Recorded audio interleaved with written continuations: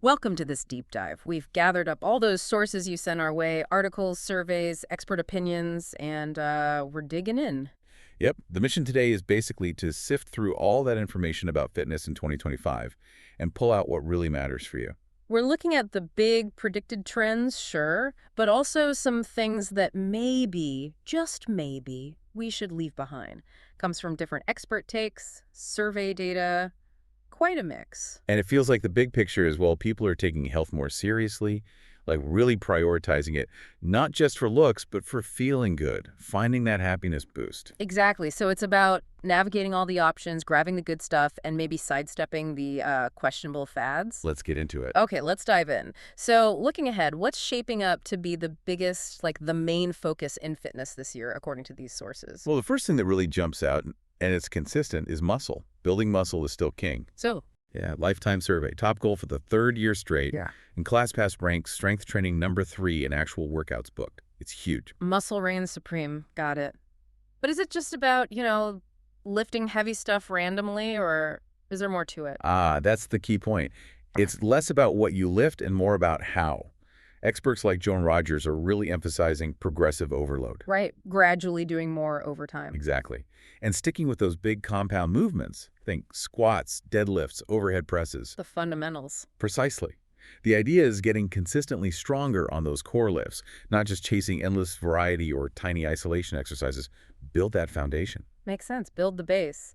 Now, I'm also noticing something that feels almost like a reaction against all the high intensity stuff we've seen for Oh, years. absolutely. Low-impact training is having a major moment. Lifetime reported get this, 109% increase in reservations for low-impact classes. Wow, 109%. So people are stepping back from the constant HIIT push. It really seems like it. It's like a return to more traditional restorative cardio. Things like walking, moderate cycling, just steady effort. And the benefits are significant, even if it doesn't feel hardcore. Incredibly so. Daniel McKenna, the celebrity trainer, points out these are often underrated benefits. We're talking better cardiorespiratory health, improved aerobic capacity, lower risk of big stuff like type 2 diabetes, high blood pressure, high cholesterol. And mentally too, right? I always feel better after a good walk. Exactly. McKenna highlights stress reduction, better mental health, and Stan Kravchenko adds the practical side. It's sustainable, gentler on your body, easy to fit in, no fancy equipment needed. So it's about balance over just intensity all the time, Yeah. a more practical, consistent approach. That's the vibe. Consistency is winning out for a lot of people. Speaking of consistency, Pilates is still everywhere, isn't it? Still incredibly It popular. really is, holding that #1 spot on ClassPass for the second year. But it's evolved. Yeah. Well, Jill Drummond, an A&SM trainer, says it's not that rigid, repetitive thing anymore. It's dynamic, engaging, genuinely challenging. And interestingly, reformer Pilates is really catching on, especially with men. Okay, that's interesting. Why are guys getting into reformer Pilates? Seems like a shift. Drummond says it pairs brilliantly with weight training. It seriously boosts coordination, agility, strength through complex moves. Plus, it hits joint mobility and flexibility areas lifters sometimes neglect. Ah, and the core strength aspect. Oh yeah, next level core strength, foundational for everything. Even Tony Horton, yeah, the P90X guy, he's not surprised. He emphasizes the core, balance, flexibility for longevity, even mindfulness. Says he uses it with clients prepping for big roles or tours. So people are seeing it as more than just stretching. It's like complementary strength work. Exactly. It supports everything else you do. This focus on movement quality seems to be bringing back some older trends too. It is. This might be my favorite bit. Pure Gym's report. Huge jumps in searches for things like step aerobics. Step aerobics. Yep, up 124%. Rollerblading, up 123%. Breaking classes, Breakdancing. Okay, my knees just screamed, but wow. right, up 86%. And boxing, up 84%. Why the comeback for these, you think? Pure nostalgia. Partly, maybe. Yeah. But Claire Phippen from Pure Gym nailed it. Trends stick when they're effective and fun. If it feels like a chore, you won't keep doing it. These often have a group vibe, music, enjoyment baked in. Makes total sense. Which leads nicely into the next big thing. Tech, AI, VR, that's growing too. Definitely expanding. Using VR and gamification to basically turn exercise into entertainment. Andy Hong from Averon argues that's key for fitness staying relevant. Making it feel less like work, more like play. Kind of, and it taps into those positive parts of gaming, feeling more confident, solving problems, building resilience. And Stan Kravchenko mentioned the community aspect too. Yeah, huge. a way to connect even if you're working out alone at home. The market sees it. VR fitness games are projected to be like a $16 billion industry by 2030. 16 billion. Wow. And Ani Oksayan from Choose Fitness says even group classes are getting in on it, using game elements, VR, AR members earning points, unlocking things. It feels like fitness has to compete with everything else, vying for our attention, our dopamine hits. Exactly. Making it entertaining is a smart way to keep people engaged long term. Okay, shifting gears slightly, but related to how we move.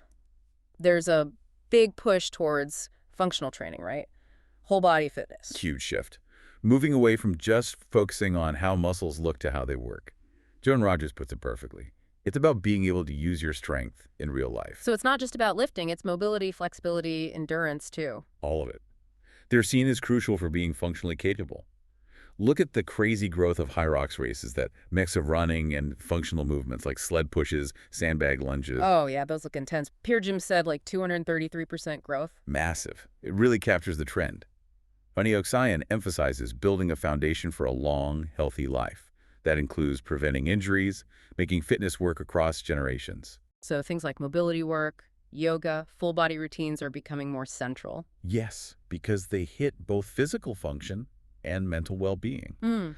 People are consciously thinking about longevity, quality of life. They're putting together programs that build strength and flexibility that support how you actually move every day. So it's less about mirror muscles, more about building a resilient human. I like that. And making fitness fit into life. Remote personal training is taking off too. Taking off is an understatement. Yeah. Pure Gym calls it a top trend for 2025, 414% spike in interest. Whoa. Tied to remote work, you think? It's likely, yeah. If you're working from home more or just have a packed schedule, remote coaching is incredibly convenient. Makes sense. Fits the modern workflow. Totally. Claire Fiffin notes it's a great way to stay on track even if you can't physically get to a gym. And a lot of people are blending it, maybe some in-person, some online coaching, maximum flexibility. That hybrid approach again. Okay, final big trend, and this feels like a really important shift. Recovery. This might be the biggest mindset change we're seeing. People are finally getting how crucial recovery is. It's not optional anymore. And it's more accessible now, right? With home tools. Absolutely. Ice baths at home, massage guns everywhere, personal saunas, sauna blankets. It makes it easier to build it in consistently. That Lifetime survey showing over 80% prioritizing self-care weekly really highlights this. It does. It fits Oksayan's point about the holistic-minded member seeing physical, mental, emotional health as linked. Look at the specific numbers. Massage bookings up 39% on ClassPass. And the cold plunge thing is real. Oh, yeah. Lifetime. 42% want to try ice baths or cryo. Sauna is even more popular. Almost 70% want more sauna time. We're even seeing infrared tech and cold options popping up in studios. And what are people hoping to get from all this recovery? Better sleep, more energy, stronger immunity, less joint pain, mental clarity, focus. It's understood now that recovery isn't just passive rest. It actively improves your health and performance. It's non-negotiable for a smart plan. Huge shift from just push harder. Okay, so those are the exciting, hopefully sustainable trends. Now, the flip side.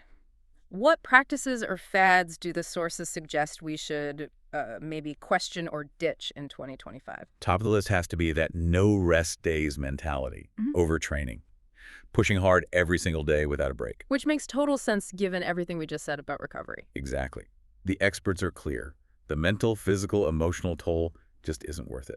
Ani Oksayan advises focusing on smart recovery. Schedule rest days, know when to dial back intensity or volume, use periodization, vary muscle groups, and prioritize sleep. That constant high-intensity grind, especially just hammering cardio, doesn't fit the wellness focus. But what if you're someone who just hates sitting still on a rest day? Good question. Tony Horton suggests active recovery. Think walking, gentle yoga, swimming, tai chi, maybe a light hike. Movement that helps recovery, not adds more stress. And he warns, skipping rest significantly ups your injury risk. That leads right into another negative practice, treating fitness like punishment. You know, I have to burn off this cookie or earn that dinner. Ugh, yes. That framing is so unhealthy. Oksayan and Activate EV sources are really strong on this. Fitness should be positive self-care, about empowerment, building yourself up, not punishment. And the whole no pain, no gain idea, is that finally dying? Hopefully. It's part of that toxic mindset. Activate EV points out it just turns people off fitness altogether or sets them up for failure and injury. The advice: set reasonable, sustainable goals. Make small, consistent changes. Don't chase fads or quick fixes. Embrace it because you want to feel good, not because you have to. Exactly. It needs an attitude shift. Yeah. Prioritize self-care. Find ways to actually enjoy movement, good music, friends, mindfulness, and learn to push appropriately, not just redline constantly. That guilt-driven yo-yo fitness, it just doesn't work long-term. Sustainability again. Okay, another one linked to cardio. Right. Relying only on cardio, especially intense stuff like HIIT or Metcons, just for fat loss. Joan Rogers is pretty direct. She says cardio alone just won't get the job done effectively for changing body composition. So if endless cardio isn't the magic bullet for fat loss, what is? Strength training. Rogers emphasizes building muscle is crucial for boosting metabolism and burning fat more efficiently overall. The suggestion is to combine strength work with maybe some lower intensity cardio like walking or other exercises that get the heart rate up gently. It's a more balanced approach. Makes sense. What about how people structure their weekly workouts? Any outdated ideas there? That old school body part split, chest Monday, back Tuesday, legs Wednesday, hitting everything just once a week, it's looking pretty worn out. Really? That was standard for so long. Yeah, but research suggests hitting each muscle group at least twice a week is probably better for growth. You get enough stimulus without accumulating excessive fatigue or junk volume. Thinking about upper-lower splits or push-pull routines might be more effective for most people. Okay, more frequency, less annihilation once a week. Got it. How about old fears around lifting, like it being bad for your joints? Thankfully, that idea is fading. The notion that lifting weights inherently wrecks your back and knees.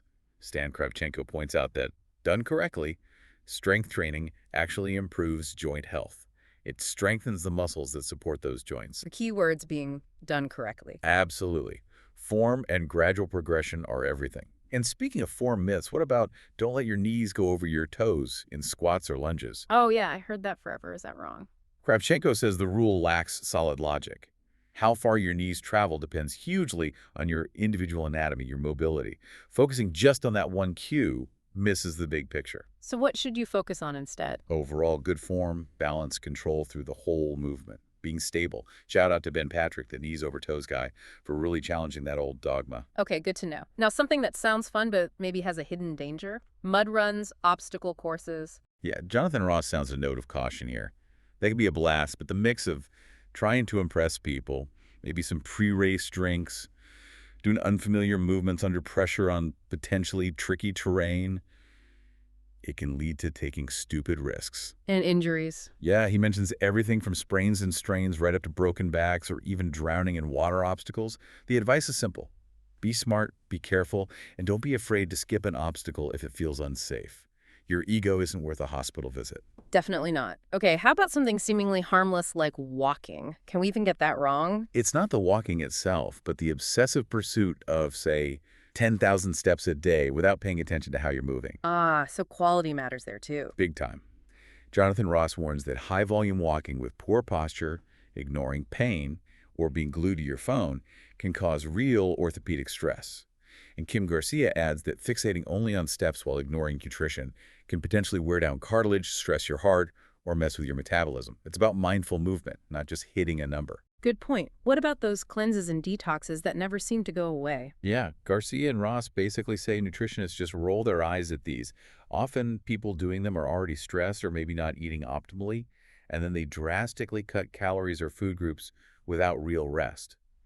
It essentially starves the body. So our bodies don't need special detoxing? Not usually, no. Ross points out our liver and kidneys do an amazing job unless there's a serious medical issue. The simple fix: stop putting toxins in, cut back on booze, junk food. Eat the whole fruit, don't just drink sugary juice. Why do they stick around then? Ross suggests sunk cost fallacy. People want them to work after investing time or money. And sometimes challenging someone's belief just makes them cling to it harder. Human psychology is tricky. Okay, circling back to HIIT one last time, doing it too often. Yeah, it's missing the fundamental point, as Jonathan Ross says. Progress happens during recovery, not the workout itself. The workout is the trigger. So too much HIIT means not enough recovery time. Exactly. Melissa Lane explains, you end up causing more muscle damage than you can repair and build back stronger from. Those fast-twitch fibers used in HIIT need rest days to grow. Advice: mix it up. Alternate HI with steady state or moderate work. And Kim Garcia had that great quote about sustainability. Right. The best exercise is the one you can sustain for a lifetime without pain, which also applies to things like fasted cardio. Ah, yes. Working out hungry to burn more fat. That's the idea. But Melissa Lane points out that for most people, having a little fuel beforehand, some carbs, some protein, actually helps muscles work better, makes the workout feel more effective, and, frankly, more enjoyable. And you still burn fat anyway. Your body uses fat for energy regardless. So making yourself miserable by exercising starving often isn't necessary or even beneficial for most people. Okay, find what feels good and works consistently. Got it. That seems to be the core message. Wow, okay, that was a lot, but super insightful. Let's try and pull the main threads together for you listening. Yeah, so on one hand, we're seeing these really positive trends for 2025. Building real functional strength for the long haul, embracing movement that feels good and is lower impact, using tech smartly for engagement, making fitness accessible, and, crucially, making recovery a priority. It feels much more sustainable. And on the other hand, we've highlighted some things to maybe let go of. Outdated training splits, the harmful no pain, no gain, or fitness as punishment ideas, relying solely on intense cardio for fat loss, ignoring proper form, or neglecting that essential recovery piece. The big takeaway from all these sources seems to be about empowering you, helping you cut through the marketing hype, make choices that actually fit your life and your goals, and find approaches that are genuinely beneficial long-term, not just quick fixes or fads. It really comes down to finding that balance, being consistent, making it enjoyable, and actually listening to your body. Absolutely. So considering all this, the move towards function, sustainable movement, smart recovery, and questioning those punishing mindsets, here's a thought to chew on. What's just one small, truly sustainable step you could take, maybe starting this week, to bring your own fitness approach more in line with these healthier, science-backed trends? And perhaps leave one of those less helpful practices behind. That's a great question to reflect on. Well, thank you for joining us on this deep dive into fitness for 2025. Keep learning, keep exploring, and find ways to move that genuinely support your long-term health, strength, and, yes, happiness.